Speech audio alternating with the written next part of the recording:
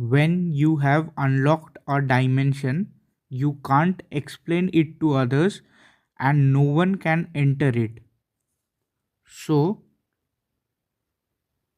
it is a profound and somewhat poetic statement. On the surface, it speaks to the subjectivity of deep personal experience.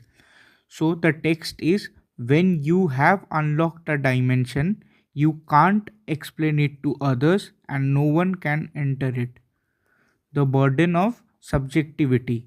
So the problem is basically you can describe the color red to someone, but you can never truly know if they are seeing the same red as you are. So the dimension, when you have a breakthrough in your own mind, whether through meditation, a sudden realization, or an intense emotion, it feels like a new room has opened in your consciousness. Because language is limited, you can't give someone else the key to feel exactly what you feel. Second is about personal growth and perspective. As people grow, they often develop a higher perspective on life.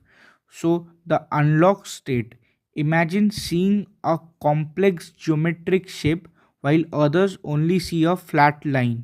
The barrier, you can describe the shape, but they lack the perspective to see the depth. This dimension becomes a private reality where you function differently than those around you. Intellectual or creative breakthroughs. This is the third point. Artists, scientists, and mathematicians often describe a flow state or moment of eureka, that I have found it. The internal logic. For a brief window, the brain connects dots in a way that feels perfectly logical internally, but when you speak, it sounds like gibberish to an outsider. The loneliness of genius. Until that dimension is translated into a common language, like a painting or a formula, the creator is the only resident of that mental space. For example, can't explain it, meaning like language, the language which we speak is a 1D, one dimensional or two dimensional tool trying to describe a three dimensional experience. So language is a 1D or 2D tool trying to describe a 3D experience.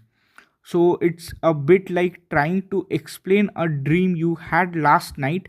By the time you finish describing the flying toaster, the vibe of the dream is long gone.